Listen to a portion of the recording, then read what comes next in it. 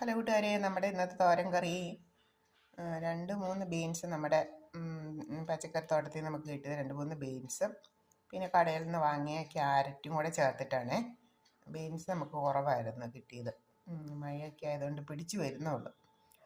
അപ്പോൾ എന്ത് ബീൻസ് തന്നെ ഇങ്ങനെ വെക്കുമെന്ന് ചിന്തിച്ചപ്പോഴാണ് ക്യാരറ്റ് കണ്ടത്. അപ്പോൾ അങ്ങനെ ക്യാരറ്റും ബീൻസും കൂടെ ചെറുതായിട്ട് അരിഞ്ഞ് ഒരു സവോളയും കൂടെ ചേർത്ത് കടുക് താളിച്ച് നമ്മൾ എണ്ണയിലേക്ക് ഇട്ട് അതിന് ചേരാൻ അല്പം ഉപ്പും ചേർത്ത് ഒന്ന് തട്ടിപ്പൊത്തി ഒരു 2 സെക്കൻഡ് മൂടി വെച്ച് വീണ്ടും ഒന്ന് രണ്ട് ഇളക്കി കൊടുത്തു. ആവശ്യത്തിന് അതിലേക്ക് മുളക് പൊടിയാണ് ഞാൻ ചേർത്ത്. അധികം വേണ്ടായിരുന്നു.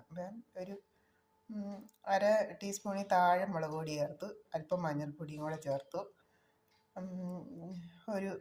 ഒരു മിനിറ്റ് അല്ലെങ്കിൽ 2 മിനിറ്റ് ഒന്നുകൂടെ ഇളക്കി തട്ടിപ്പൊത്തി വെച്ചു. നമുക്ക് കറി വെന്ത് കിട്ടി. ഇപ്പം തേങ്ങയ്ക്ക് എന്താ വില, അതുകൊണ്ട് തേങ്ങയൊന്നും ചേർത്തില്ല. നമ്മൾ കടുക് താളിച്ച ആ എണ്ണയിലൊരു മെഴുക്കുവരട്ടി പോലെയാണ് വെച്ചത്.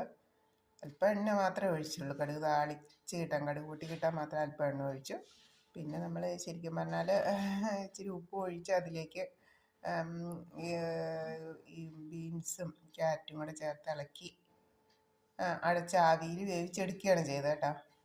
അല്പം മുളക് പൊടി ഒന്നും ചേർത്ത്. പച്ചമുളക് ഉള്ളവർക്ക് പച്ചമുളക് കീറിയിടാം. പക്ഷേ നല്ല ടേസ്റ്റുണ്ട്. നമ്മൾ ഉപയോഗിച്ചിട്ടുള്ളത് ബീൻസ്, 2 ക്യാരറ്റ്, ചെറിയൊരു സവോള, കടുക് താളിച്ച് എണ്ണയിലിട്ടു.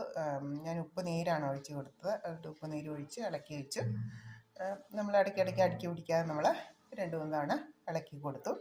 ഏകദേശം വെന്ത് വന്നു കഴിഞ്ഞപ്പോഴേക്കും നമ്മൾ ഒരു ആവശ്യത്തിന് മുളക് പൊടി, അധികം എരിവ് വേണ്ടാത്തവർക്ക് ജസ്റ്റ് ഒരു കുറച്ച് ഞാൻ എടുത്തിട്ടുള്ളൂ. അപ്പോൾ 1/2 ടീസ്പൂണിൽ താഴെ ഒരു 1/4 ടീസ്പൂണോളം മുളക് പൊടി മാത്രമേ ചേർത്തുള്ളൂ. സ്വല്പം മഞ്ഞൾപ്പൊടിയും കൂടെ കളറിന് വേണ്ടി ചേർത്തു. പിന്നെ നമ്മൾ മഞ്ഞൾ ചേർക്കുന്നത് നമ്മുടെ ഫുഡിന് ഒരു സേഫ്റ്റിക്ക് വേണ്ടിയിട്ടും ഒക്കെയാണ്. ഫുഡിൽ എന്തെങ്കിലും വിഷാംശം അങ്ങനെയൊക്കെ ഉണ്ടെങ്കിൽ നമ്മൾ പച്ചക്കറിയൊക്കെ കടയിൽ നിന്ന് പുറത്തുനിന്ന് വാങ്ങുന്നതാണല്ലോ. അപ്പോൾ അതിലുള്ള ഈ വിഷാംശത്തെ നീക്കം ചെയ്യാൻ മഞ്ഞളിന് ഉള്ള കുർക്കുമിൻ എന്ന് പറയുന്ന ഒരു കണ്ടൻറ്റിന് അല്ലെങ്കിൽ ഒരു ഘടകത്തിന് കഴിയും. അതുകൊണ്ടാണ് നമ്മൾ കഴിയുന്നത്ര എല്ലാ ഫുഡിലും നമ്മൾ മഞ്ഞൾപ്പൊടി നമ്മൾ ചേർക്കണം. നമ്മുടെ വീട്ടിലുണ്ടാകുന്ന മഞ്ഞൾ പൊടിച്ചെടുക്കുന്നതാണ് അത് അത്യുത്തമം. നമുക്ക് നേരിട്ട് മഞ്ഞൾപ്പൊടി, ഏതൊരു അസുഖത്തിന് നമുക്ക് സ്വല്പം മഞ്ഞൾപ്പൊടി, നമ്മൾ നിത്യേന സ്വല്പം മഞ്ഞൾപ്പൊടി നമ്മൾ